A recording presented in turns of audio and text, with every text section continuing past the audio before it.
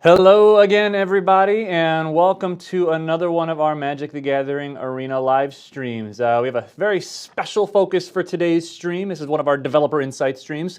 Consequently, it would be very beneficial for me to have a member of the development team actually here on the couch with me. So I have Chris. Thanks for joining by, Chris Clay. Pleasure to be here. All right. So today's stream topic, we actually just decided. We looked at a bunch of questions that had come in from the community, a bunch of things that people were concerned about, didn't understand, just wanted more clarification on, wanted to give us their opinions on. And the best one for us to tackle right now, given the types of things that we can talk about, is the cards. Why do they look the way that they look? Why do they tap the way that they tap? We were considered at one point having an entire hour-long stream where literally all we did was talk about cards tapping, and actually ended up. It showed up in the feedback just a little bit here and there, occasionally. We actually ended up kind of close. So we're going to go through, we've actually got a lot of footage from the game, still images, videos as well, from both how things currently are, how things could have been, things we tested at one point, and even some things from the way back machine, back before we were in. No one outside of the dev team has seen this alpha, right? Yeah, that is true. Yeah. For good reason, Yeah. in some cases. Well, I don't want to keep everything keep the community waiting for too long. We are going to have a Q&A session at the end. We're going to do something a little different this time around where we try to kind of rapid fire through some questions. We'll almost do a lightning round. We'll ask a whole bunch of questions that we may not actually be able to answer. Just so you know, there's still obviously things we can't talk about, but as we see the things that you guys are regularly bringing up again, as soon as we have an opportunity to, we'll just have another one of these streams where we can go deep on something that you guys care about. So. I think we should just dive on in, and you want to actually start where we came from? Start on some of the older stuff? Yeah, I mean, the only other thing to call out is there's other hot topic items like the economy. I know everyone wants to talk about the economy. We're just not ready yet. Yeah. But we will be eventually. Yes. And then you will hear. Yes, we will. And again, this is an aesthetic stream. It's about visual design. We also recognize that it is basically impossible to design something that 100% of the people who see it are going to go, this is absolutely fantastic and perfect. And so we are going to walk you through how we ended up where we are and try to explain a little bit about the decision process behind it. And like anything, what we really want to do is get people into the closed beta and get them playing it, because there's one thing to see it on a stream, there's one thing to see it over someone's shoulder, and there's another thing to experience firsthand. Yeah. And we're really looking for feedback from people who are getting their hands on it and experiencing it, and we hope you guys will soon as Definitely. All right. Well, I mean, I'm more of a community representative than I am community manager here, considering a lot of this stuff is way out of my level of expertise, and so I might just have some questions for you. Also, I'm gonna let you kind of drive today, if that's all right. How does that sound? Sounds good. Let's roll video.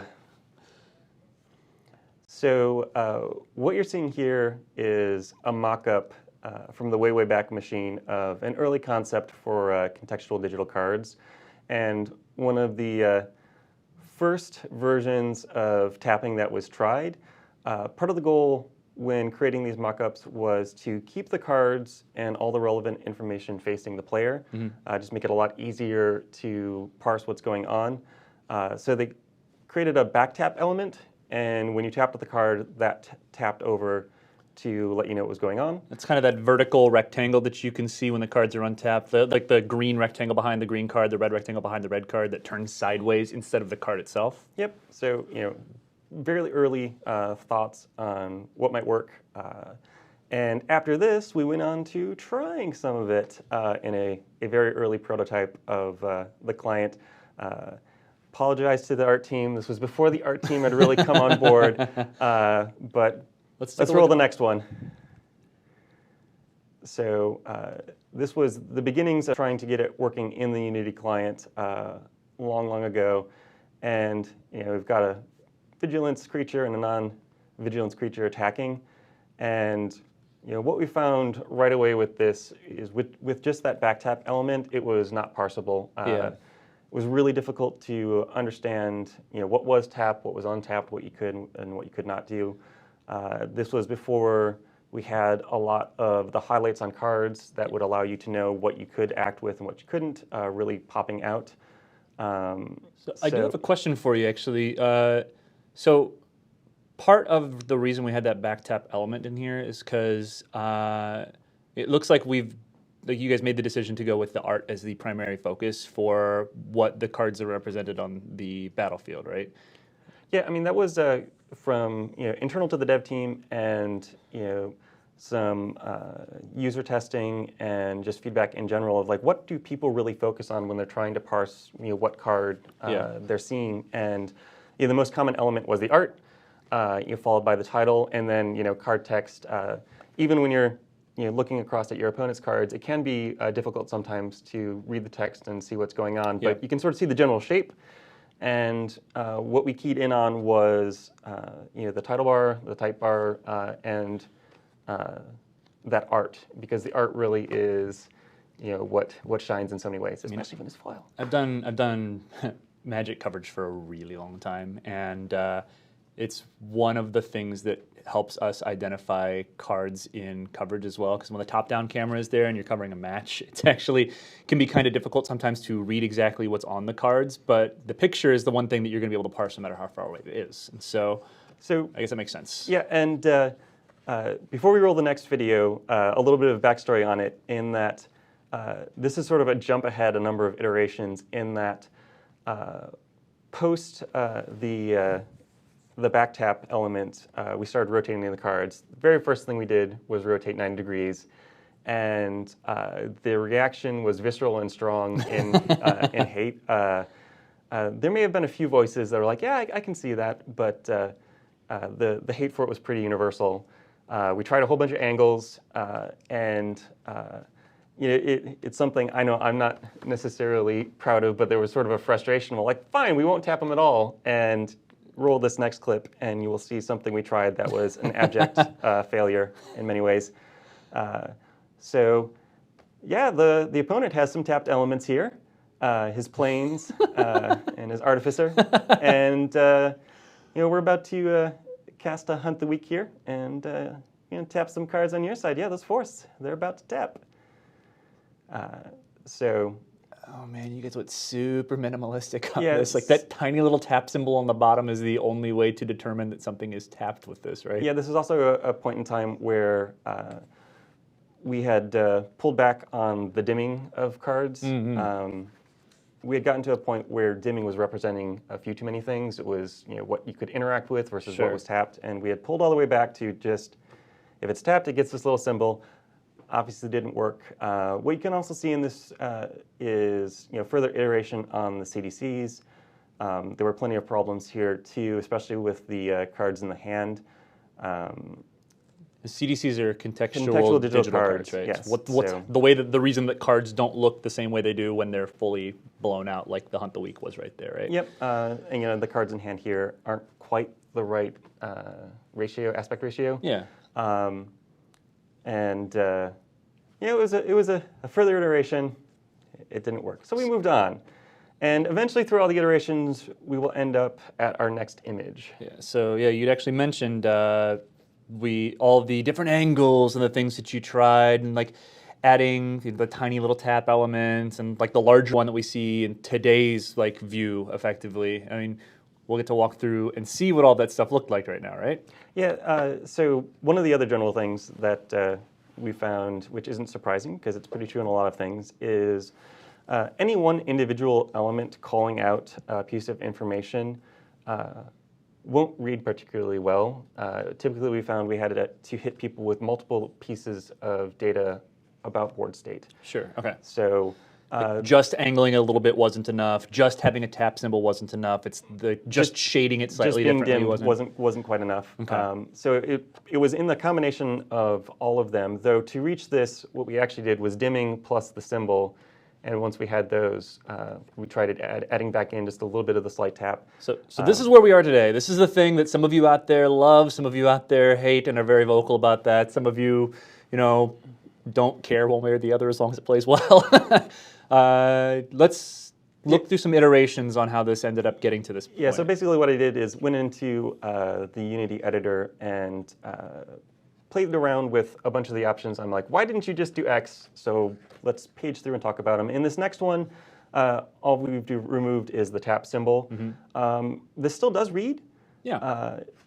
The place where the tap symbol I think will come into play the most is actually in some of the later board states where we get really complex.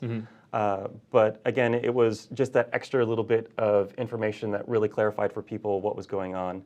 In this next one, we go to 45-degree tap, as I've certainly played against a number of people in paper who like to do. I hate this. Actually, like it just drives me absolutely insane. Like the only thing that might drive me more insane in Magic is lands in front. I said it. I own that. It is one of my giantest pet peeves. But yeah, I hate the 45-degree tap.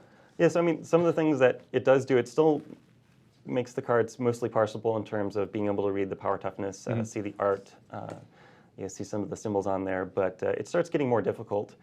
And then we go to the next one, which brings us to the full 90-degree tap. And the reaction to this from pretty much everyone on the dev team was pretty visceral and pretty immediate and just dislike. And I really believe this comes to the heart of a conflict in the contextual digital cards versus actual Magic cards. When it comes to the the ratio of height and width, in that when you've got the title bar and the type bar along with the art, you essentially get the same ratio that you have in a full Magic card. Right. So when these tap sideways, they essentially start to look like full Magic cards, true to print cards, and your brain just generally doesn't like it. Maybe there's some people out there that do. Yeah. But it also makes it much more difficult to parse the board state. We can do things like shift elements around on the CDC, so we could move power and toughness to the bottom. But generally, not liked. It also consumes more space, so I didn't adjust the layout on this one, so you can see how the cards, even in this mode, are starting to touch. Yeah. It's funny, actually. Like, I'm sorry, because I forget the person's name. I didn't take that note. But when we were putting up some of the promotion that we were having for the upcoming stream, letting people know, hey, it's going to be about cards and visual design and why they look the way they do. Somebody on Twitter fired back, short answer, vertical space. I'm like, I read that. I'm like, it's funny because that's like just actually just true for a lot of this stuff. Like Magic's got there are counting if you count the middle of the battlefield in the red zone. If you're going to be displaying a game of Magic, you have 7 zones vertically, and you can kind of cheat on those by having the red zone not necessarily be there. But you got both hands, both land rows, both like permanent rows, and then like a nebulous area in the middle where everybody can live and have fun, and that's a lot of space. Yeah, pixels. I just need more pixels. More pixels. That really is the inherent problem we're up against when it comes to being on devices, and even on the PC, especially on lower end machines. They just don't have a lot of vertical pixels. Mostly it's been focused on going wider, wide aspect ratios. So keeping those true to print cards and their full height really is a challenge when it comes to especially complex board states. Things start getting so tiny that you just can't interact with them in a positive way, and it gets more difficult to parse. So just to make sure that I see this right now also, like if you guys are seeing this stuff and you have comments that you want to make or questions that you have, like first of all, we do go back and read the chat logs afterwards, so even though we're not going to be able to interact with you guys directly right now, with the exception of answering questions later, we do pay attention to what you guys have been saying during the course of the stream. So make sure that you're tossing in there, let us know what you think. And if you do have questions, by all means, please start tossing them in there. I mean, we've got another 45 minutes of this stream or so, and we're going to try to get to as many questions as we can at the end. So if you start seeding them now, we've got somebody collecting them for us, so we'll have some ready to go when we're actually moving forward. So I know that one of the other things beyond just angles people have talked about, and this kind of gets back to that vertical space idea, is why did you guys choose to go with the contextual digital cards where like you just have the art as a focus instead of kind of what we've seen with Magic Online, where you just have a digital representation of a cardboard rectangle, effectively, the exact representation of what a Magic card looks like. If we go to the next image, so this is where we get into some true to print stuff. You can see that the libraries and graveyards have gone a little bit crazy. I was doing some hackery in Unity to get this image together. This isn't client. There's no Photoshop involved. It's just this is what you see in the Unity client. I wasn't creating builds to do this. But what you can see immediately when we go to true to print is the text really is illegible even at the full size where I'm trying to squeeze them in. I'm not allowing any gaps when they tap. We have a monitor that we can kind of see what the feed is that's like 5 feet away from us, and I actually, with the shading and everything, can't make out what a lot of that stuff is because everything's gotten so condensed. Yeah, even without the shading, the text just becomes illegible, and it essentially becomes. There are some people who can recognize the shape of text, and that's one additional thing that will help them, parse a card. Yep. But largely, it becomes dead space, and it's just pixels that we're using for something that isn't really helping the play along. And this actually, real fast, this reminds me of something that we talked about on the last stream, where you mentioned that it's when we were talking about animations, and you mentioned that like your goal is to find the best way to do animations correctly, such that they're never in the way. They're everything's runs like perfectly like that.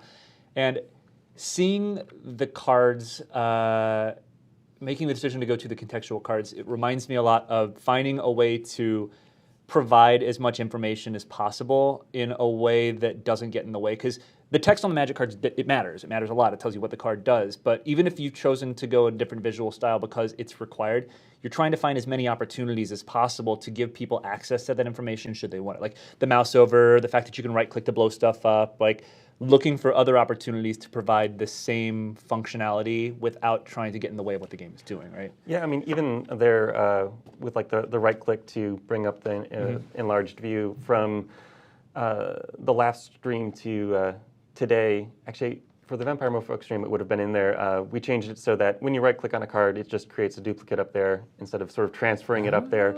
Just as another way to sort of hold information and be like, I want to keep that up here while I'm doing other things. Doesn't block interactions. Subtle enough I didn't even notice.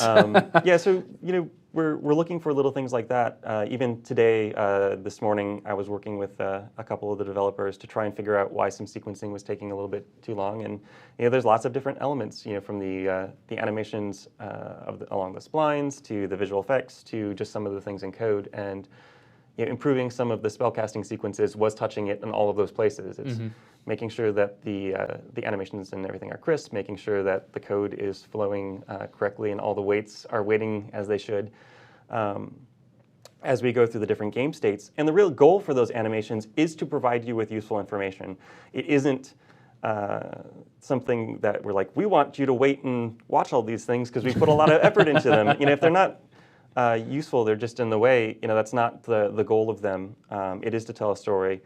And we still have some work to do to get it so that as those things are occurring, you can continue on. But we are working at getting that layering in place so that even while something is playing out, it's not stopping you from moving to your next state. No, makes sense. Speaking of states, I know that one of the things that you had mentioned earlier that we wanted to get to is busy board states. Busy board states. Magic can have those. Like we saw, I was at the World Championship recently, and there was one point when the board states in some of the dinosaur limited matchups ended up getting so giant. Someone wanted to call in Frank Karsten to do a little bit of hyper-dimensional geometry math to figure out exactly how the combat steps are going to work. Digital games are going to have the same thing. Like board states are going to get bogged down. They're going to get complex, and I know that you put in a lot of things to try to mitigate that as much as you can, but a little more complex a board state is, especially for some of the things like the tapping that we've been talking about. If the differences are subtle, how are they going to look when they're subtle and small? I know we got a graphic that illustrates exactly this. Eventually. Maybe. So, because I was continuing on with my storytelling, still have the crazy tall libraries, but this is essentially a game state where my board state is really complex. Lots of creatures out, lots of lands. You're crushing lots this of game. artifacts. Yeah, the poor familiar was suffering for this one. But yeah, this was sort of the example of where we're at today and trying to describe a complex board state. Lots of different creatures on the board, some tapped, some not. Yeah. Some with artifacts underneath. And this actually reads pretty well to me. Like, this is the first time I've seen something like this. And, like, I think, like, you're right, it's the combination of things. Like, the shading does a lot of work here because, like, having the tapped cards be darker makes the ones that you can currently do things with pop out more. The tapping and the tap symbol is actually very visible at this large angle, or this large size, more so than the tiny little one from the Hunt the Week video earlier. The tapping is more subtle than it is when the cards are larger, but this still reads well enough that I can tell you what stuff's tapped and what stuff's not. Yep. It works. It is definitely a lot of stuff, but it's one of the things we have to deal with in Magic. Yeah. And one of the things I was focusing on with this sequence is getting to the most cards on the battlefield before we go to a paging solution. Mm-hmm. So if you absolutely are playing with a gigantic deck and your opponent is too, and you're just sort of stalemating and not doing anything, you will get to the sort of that fail-safe of pagination, but we're trying to do everything we can to avoid getting to that the majority of the time. So if we go to the next one, we've got the same board with everything tapped 90 degrees. Yeah. And in some ways it actually holds up well in terms of telling what is tapped and what is not, again, largely because of the dimming. Yeah. Carries a lot. But there is, I know for me, that cognitive dissonance of the fact that the cards I can't interact with feel more like Magic cards in some ways, untapped Magic cards. So that's largely what we're fighting against with the 90-degree tapped. It reminds me of when we did the Aftermath card frames in Hour of Devastation. Like, there were a lot of people who, the sideways art, especially when it was conjoined to something that had vertical art, was something that was harder for people to parse and just played whack with their brain, especially for longtime Magic fans where they're used to seeing things a certain way. And actually, I guess part of that factors into a lot of the responses that we've seen to the super partial tapping is when you're used to seeing things a certain way, it can be jarring to see them not in that same way. And you're right, like seeing a vertical card that is the dimensions of a Magic card but has sideways art is like walking into a room that's got that kind of creepy vibe to it. Just like makes your skin crawl a little bit. Yeah, and it is harder to actually parse the data on the cards when it's tapped 90 degrees. When you're looking at things, you're going to have to do a lot more mousing over to sort of bring up the true to print or right-clicking to really parse through all of the data. Yeah. Again, there are some things we can do there with moving elements around, but for the moment, we are where we're at. And then if we go to the next one, this next image is true to print. I did have to do some mucking with the layout so it was visible at all. Yeah. And essentially the cards are spaced based on their tap. So some of the untapped cards have more of a gutter on either side of them to basically allow room for them to tap in. That makes sense. And this is the most cards in this format that I could fit on the board before I had to go to pagination. One more creature and it clicks over. In the other forms, we can actually fit quite a few more elements in before they click over. And these are shots you took directly from the Unity client, right? Correct. Like you literally just went in, made some edits, and like let it, build this for you basically. Yeah, there was a bit of hackery going on the back end to get it to work. Yeah, to be honest, like the fact that you were able to turn that around in the amount of time we had to get this stuff ready for us is a good thing. It was one somewhat late night after work trying to pull it together. I appreciate that. It is cool though that like you even have the ability to go in and putz with this stuff in Unity to make sure that we can build these graphics and everything that we need. This is taken directly from that client. As a person who knows very, very little about actual game design, that makes me feel very happy when I'm able to say, hey, you made these changes, and they were rapidly deployed in a way that was able to provide these for us. So that's super cool for development in the future, right? Yeah, it's I love iterating on things and trying things out. And when I see something that's not quite working for me, some of it is just going in and debugging through. Okay. So I know that we have, this is a current version of this. I think the older version. This is an older version. Yeah. This was one of the first times where we were able to, really get a ton of stuff on the board and explore with all of the data that we had gathered and get a really complex board state in action. And if you move to the next one,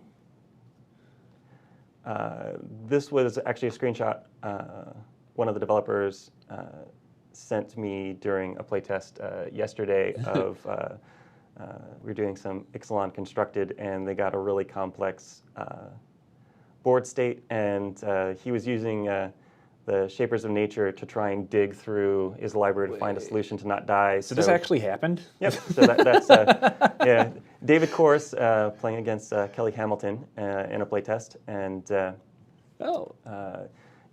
shows that the hand does support a whole bunch of cards. What happens right now if you go too much larger than this? I know that when we were looking through deck lists to search for like Vampire Conquistadors, there was a scroll bar. What happens if you get like 20 cards in your hand at this point? So the cards essentially condense down, and it breaks somewhere around 60-ish cards. That was basically part of that target of like, hey, constructed is 60 cards. Let's make sure we can draw your deck. At the moment, if you created a 600 card monstrosity and were able to draw them all, it would in fact break. But the good thing is you know that right now, and we're still far down the line as far as development goes for getting some of this stuff looked at, and who knows? But it's one of those things that even though it is an issue, so far nobody has run into it that I'm aware of in any of the the playtests and whatnot. But you mentioned something to me earlier that I guess kind of fits the development philosophy of 90%. I believe you were trying to explain to me, where getting something that works right in 90% of the cases means that sometimes you're going to have these 10% cases that are things where things don't work, right? Yeah, and you see that with solutions like the auto tap or the auto passing, where there are certainly cards that will slow down the game, and essentially because they can be in action, you can perform. Treasure is a current problem for us. Okay. It's mana generation. Yeah. You can do it whenever, and there are cases where you're going to want to tap that to respond to an action. So, it's one of those where whenever your opponent's doing something, we have to stop at the moment and be like, hey, do you want to sacrifice a treasure? And that is a really complex problem to solve in terms of ways to speed that up so that we're only stopping when you absolutely have a meaningful action. Sure. So in those cases, it's a place where it does slow down some. You have to take more of that manual control to be like, nah, we can really move through. But it's more of the exception than the rule. So, in a situation like that, is that something that gets just the more data that you guys get as people play, the more you find the optimal way to start playing around with that? Or is that just one of those things that is going to be complex, that the perfect solution doesn't even exist in Magic the Gathering necessarily? Is this something that, as people get into the beta, is going to be one of those things where people are going through and playing this, and you guys find a slick and smooth way to get it to operate? I mean, it's certainly one of those things that in the playtests where when people encounter these sort of tricky issues, it's a place to start a conversation about, how can we solve this? Yeah. And, the big brains in the back room ponder on it, and then we're, do you want this solution or do you want this other thing? Then it comes to the trade-offs, and that's part of the goal of the 90%, where if we had said that, for some of the auto pass tech to really make things move fast, we're not going to do it at all because we know we can't do it 100% of the time. We know we can solve most of the problems in a way that that will not strip the player of an action that could make or break a game. And that's why with something like Treasure, we could go in the direction of, yeah, we're just going to not let you respond to player action, your opponent's actions with treasure sacrifices, because it doesn't matter most of the time. In that case, we're erring on the side of we want to make sure that you can perform that action. We'll slow things down. So that's the case. Cool. Well, guys, we're going to start taking some questions and having Chris do his best to lightning fire through them here soon. I did want to just mention a couple other things real fast. Like, obviously, first and foremost, we've been talking about the beta. We're going to continue to talk about the beta. Please go sign up for the beta if you haven't already. You just need to go to playmtgarena.com and get yourself signed up. We are going to go through this process. A lot of the things that we've been showing, a lot of the things we've been talking about, like they are because we are going to overuse this word, it's an iterative process. But a lot of it is, especially when it comes to these aesthetics, like things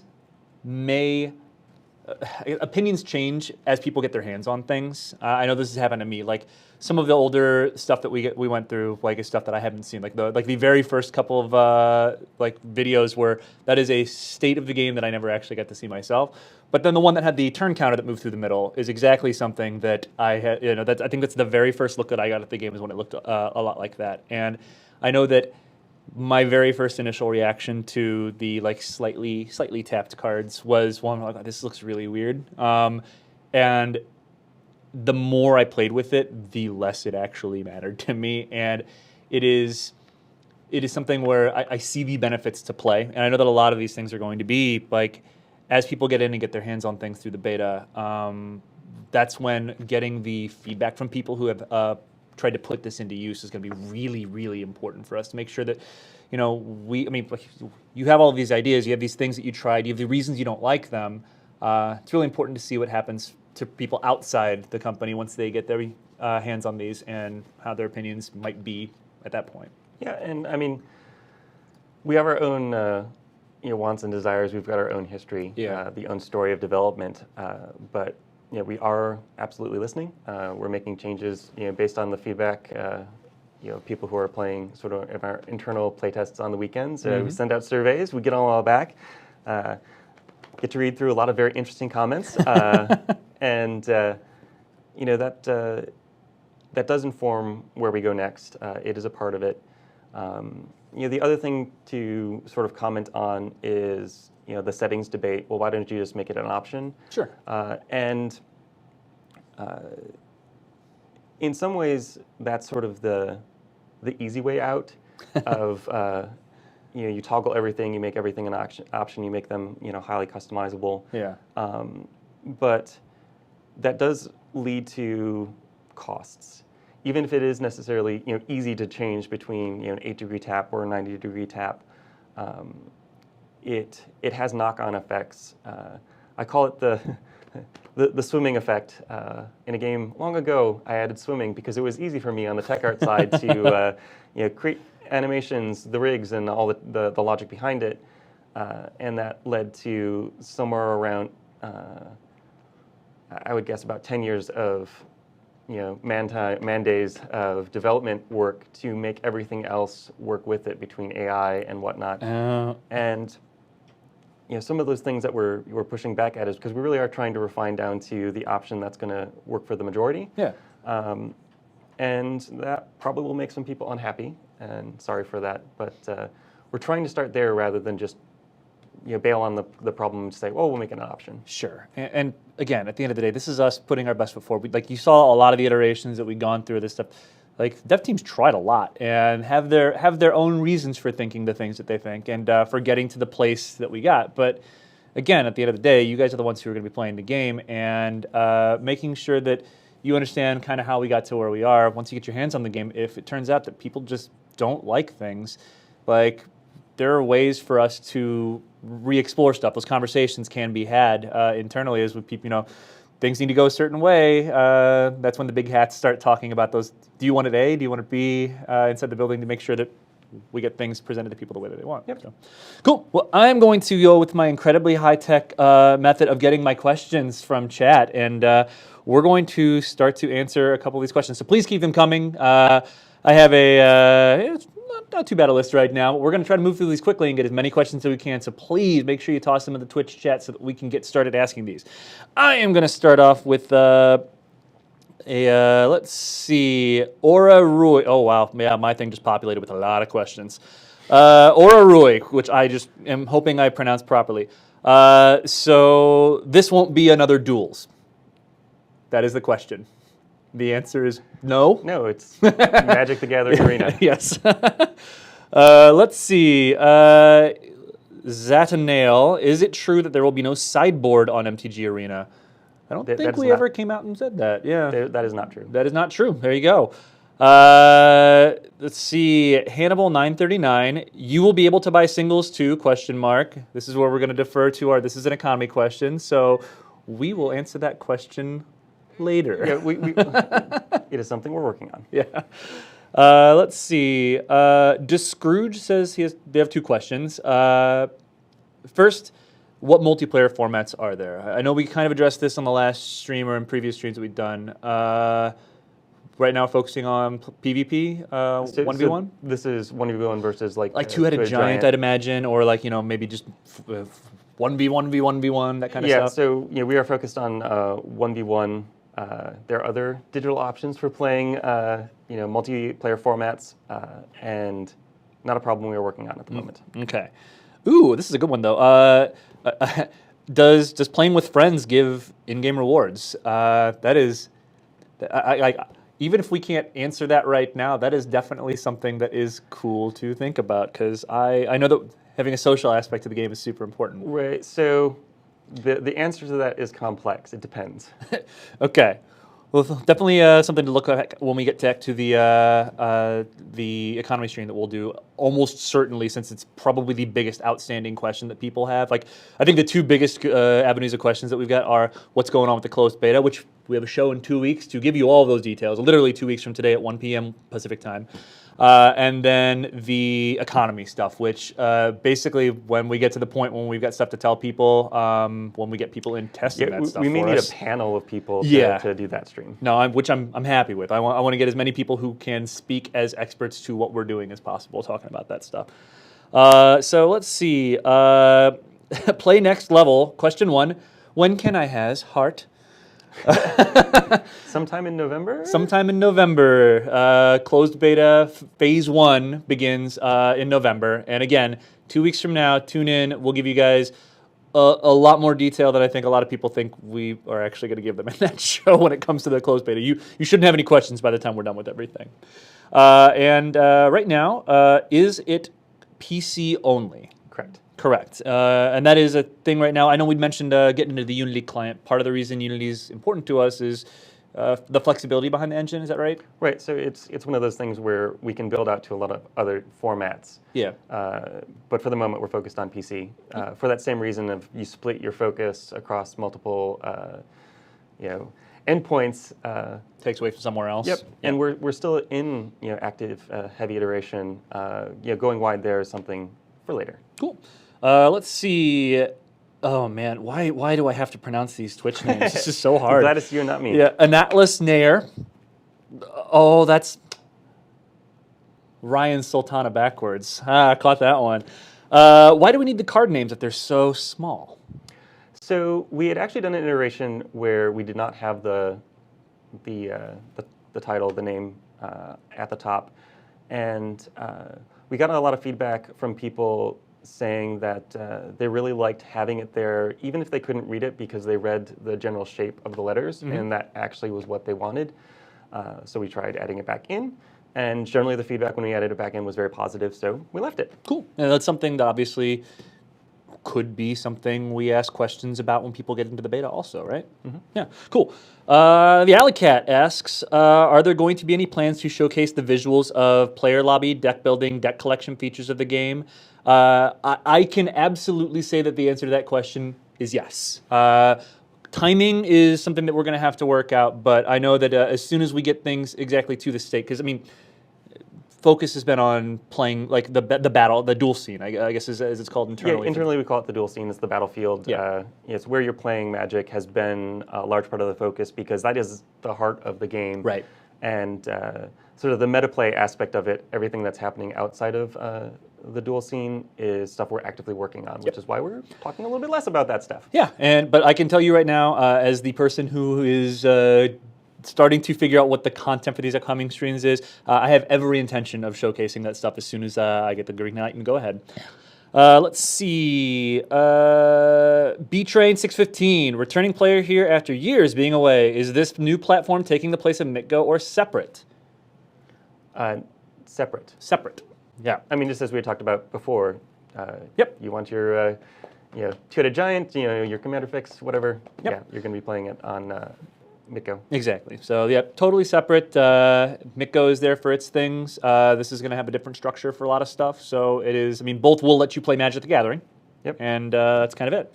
I mean, just a big difference, too. And it's a trading card game versus a CCG. Exactly.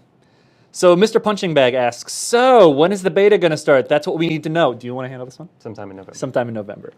Let's see. Good morning. I don't know if this question has been answered or if it can be answered, but how do devs feel about allowing players to get some sort of reward for purchasing physical packs? That is a key part of the ongoing economy discussions, which is why we can't talk about economy right now. All right. But it's something that you guys have thought about and are thinking about, right? Actively thinking about. There we go. All right. Let's see. Another question from Alley Cat. And guys, please keep the questions coming. My thing's running a little dry. Let's see if we can get some more in here. Let's see. Would you like to discuss the previous iteration being Kaladesh block constructed? This applied that during the beta, the players will have access to more than just Ixalan blocks. Oh, okay. It's basically just a question about other cards being in the system. Like, I personally can tell you, I have played with Kaladesh block cards. That's actually all that I've played with. Kaladesh block, Amonkhet block, and Ixalan. So I know that we've had those. As far as what's available, as far as the timing for beta and that kind of stuff, I don't know if that's something that we've put out there. So, why are we seeing some of the other blocks in the older stuff? Mm-hmm. We were basically working with the most recent set as we move forward, and the answer there is Ixalan is our first completed set. It's the set that we've got everything working for. And that's why it's the start. And we have the majority of the older sets in and functioning. But as we've moved forward, some of the active development has rendered some of the older interfaces and some of the older card interactions not working like we would like. So we need to go back and clean those up before we go out to them. Cool. All right. Let's see. Where is this? Mesmore. Anybody know what this is built in? Unity? UE? Unity. Unity. All right. Let's see. Ooh, this is a fun one. Kaladin MTG asks, would it be possible to have the background display, like the arena effectively, be changeable and unique to the user, kind of like a bring your own playmat? It's tricky because then who do you see? Is it yours or your opponent's? Mm-hmm. But it's something we've talked about. At the moment, it is sort of a predetermined thing, but it's been discussed. I mean, that's one of those things also. I mean, a lot of the cosmetic stuff like that is stuff that we highly value feedback about. So as you guys have thoughts like that, send them to us. We actively collect and catalog this stuff so that all the devs know what people are asking for so we can look forward. Plus, streaming and the ability to generate content on the platform is something that is a vital part of this for us. And so things like that allow people to kind of have their own experience, those are definitely things that we're going to be thinking about. So if you are taking a look at the gameplay streams and have any of these ideas for cool places you might like to throw your own little stamp on things, let us know, because it's always worth at least having that discussion internally to see whether or not this is a thing that we can do. Yep. Let's see. Zauzik asks, why don't the cards keep the ratio? I think this is in the fact that as we go down to the contextual cards and our focus is on the art, the cards themselves don't have the same aspect ratio as a physical Magic card does because the text box has been removed. I don't know if that just directly answers the question as I'm setting it up for you. It really is. When you remove the text box and then turn it sideways, you essentially get the same ratio as an untapped true to print card. Yeah. And the reason why that happens is the art. It is making sure that the art is true to print. It's rich, vibrant, and not cropped. So I'm seeing a few questions on this. I just want to wrap them all together because I know you touched on this and answered it a little briefly. Maybe we can get a couple more sentences to go a little deeper in. But is it possible to allow people to decide how, like basically select a preference for how things are tapped? Like if someone happens to prefer 90 degrees, I know that you gave a rationale behind why that isn't something that we're building towards. It's certainly a possibility. It is not a goal. Right. This is one of those where there are some issues that really become highly polarizing, and you get sort of that 50-50 split of some people like it one way, some people like it the other way. Mm-hmm. There were a number of our solutions before the current one where we were much closer to 50-50. Some people really liked them, and some people just didn't. Mm-hmm. And part of the reason why we're at where we're at today is it was the first solution where that ratio went away, like the huge emotional response to it went away, and it just generally worked. There will be plenty of surveys in the closed beta and beyond where we're going to be collecting that data. So it's something I would like to avoid, but it's a possibility. Okay. Man, you guys have got some really good questions in here. I like this. So Zalzik asks, basically, doesn't like the angled depth perception point of view, and asks why we've kind of gone the direction of having that point of view as opposed to a top-down view. Yeah, so that's something that we've played with as well in time. There's been a couple of points where I know I've taken the camera back into top-down just to sort of compare. Part of it is going at that angle does get you some things in terms of your depth perception and being able to watch things fly around the board and understand the action. Straight tap down, you really don't have any perception of depth. Mm-hmm. So whether something is flying or not, it becomes much more difficult to really perceive that. One of the ways we describe flying is the card is floating off the table. As soon as you're top down, that really becomes difficult. I guess it makes sense with some of the animations that are in the game too, like of cards flying across the battlefield. Let's get rid of all the animations and then top down. It's something that we've played with. It does add some advantages, and it has some disadvantages, but it's something we've looked at. Okay. All right, so Prof Tran asks, how does Arena respond to kind of infinite loops? Which I'm assuming is probably not, given what we've tested, something that we have gone too deep on at this point. Right, so probably speaking ever so slightly out of turn there, it's something that we've talked a lot about. At the moment, if you're doing an infinite loop inside the client, you are performing all of the actions. There is some early work on detecting those loops more on the GRE side of things. Okay. We need to then pipe that through the client and take advantage of it. It is not in active development at the moment, but how would I describe it? It's something we're thinking about. Yeah, for sure. I think it's good enough. That's awesome.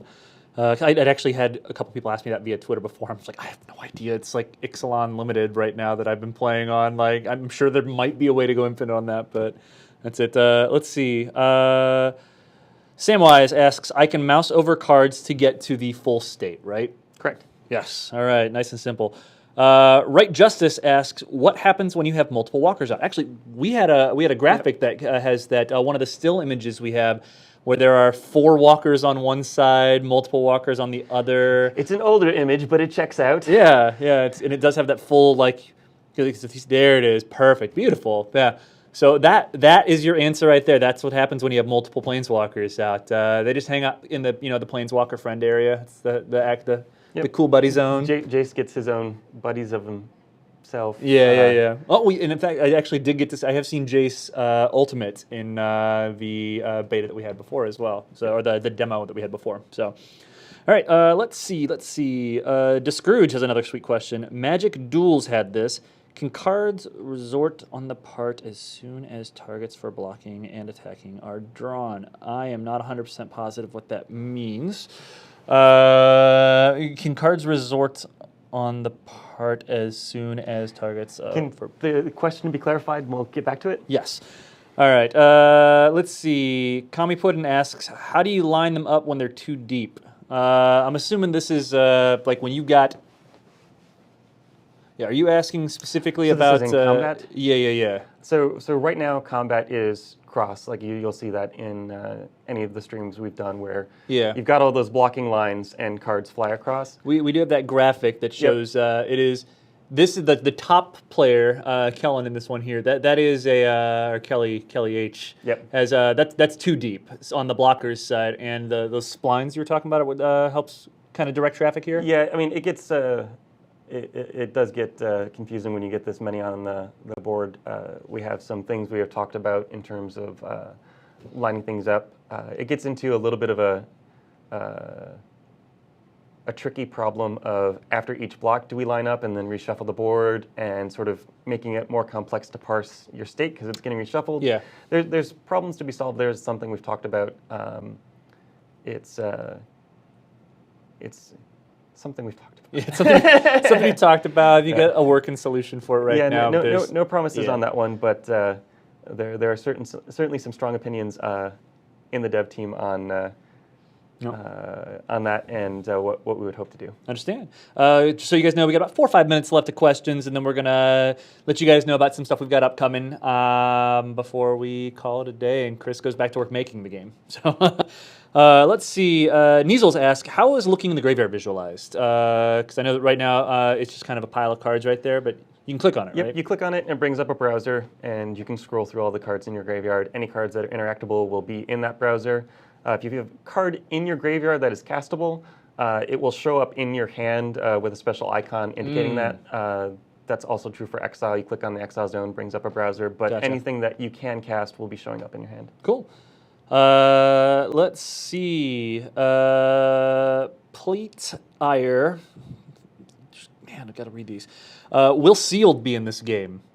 So the goal is at launch to have limited formats. Exactly which ones we'll have at launch, I can't say off the top of my head.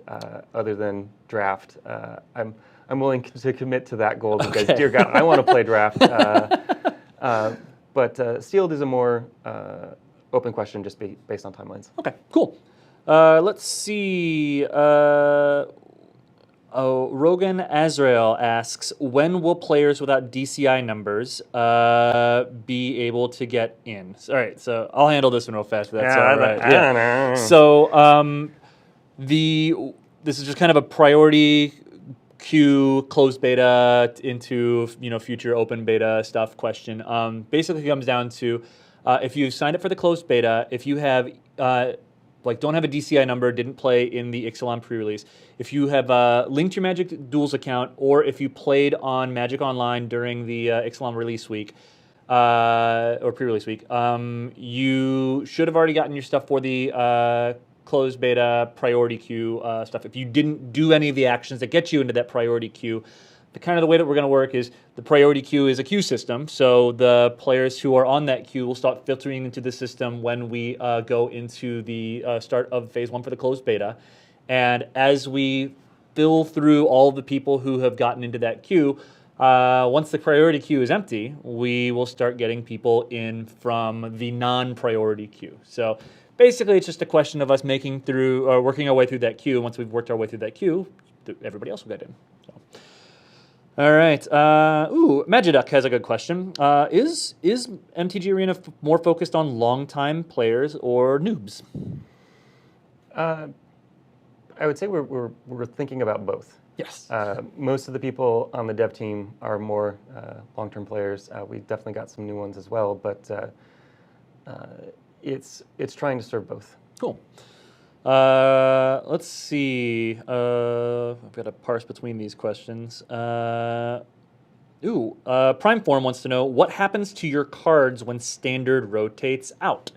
I know we talked super briefly about this, and I know that we'll get into this probably in greater detail in the future.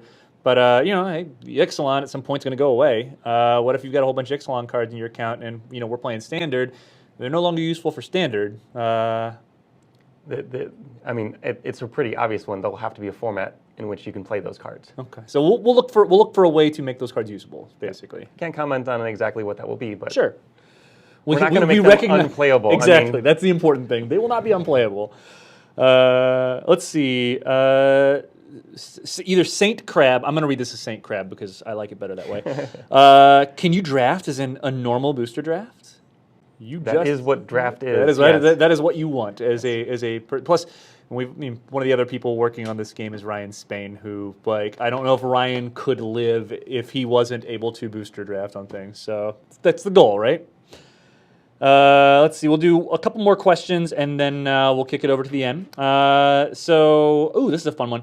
I don't think we have an answer to this just now, but it is interesting to let them know we're at least thinking about it. Heatfire Ash, great name.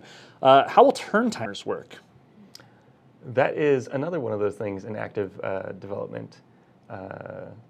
We've actually had conversations with people who care very deeply about this and recognize that it's something that matters a lot, especially for players who have an interest in tournament play. I think I can speak broadly to the goals of the system in that we're trying to hit a system for timers where it rewards people who are playing briskly, but definitely has a flexibility for those exceptional turns. I mean, there are moments in time where I know I'm trying to project out multiple turns ahead and figure it out, and it takes time, and we want to allow for that while still rewarding brisk play. Okay. All right, we're going to do one last question. This is going to come from Healthy Tofu because Healthy Tofu works at Twitch, and I should probably ask the question.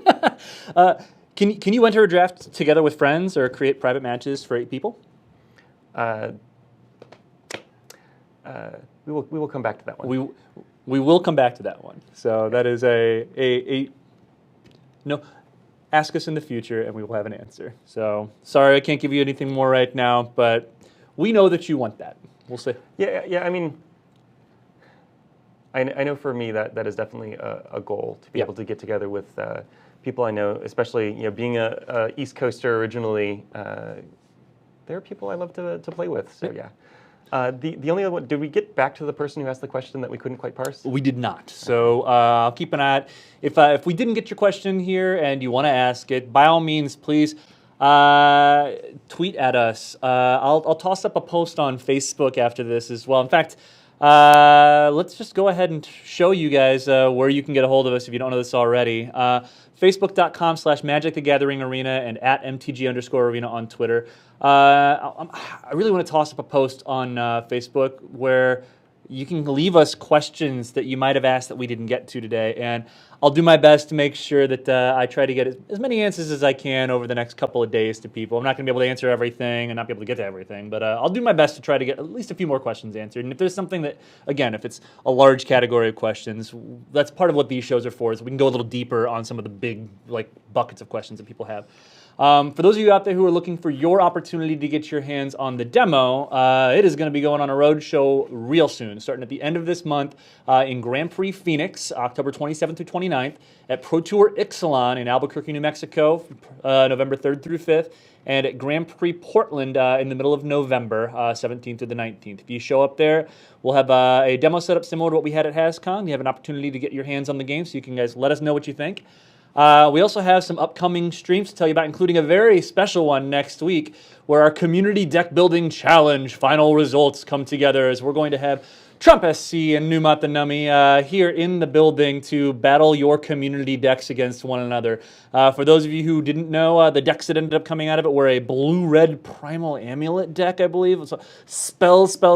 So if you wanted to really see how the stack is going to work, this will be your way to learn. And the other one, It was really close between a Grixis Revel and Riches like kind of combo-y deck, which was not going to play very well in that match, versus a Grim Captain's Call kind of 4-color creature-based deck. The Grim Captain's Call deck is the one that's going to be facing down against that Primal Lemia deck.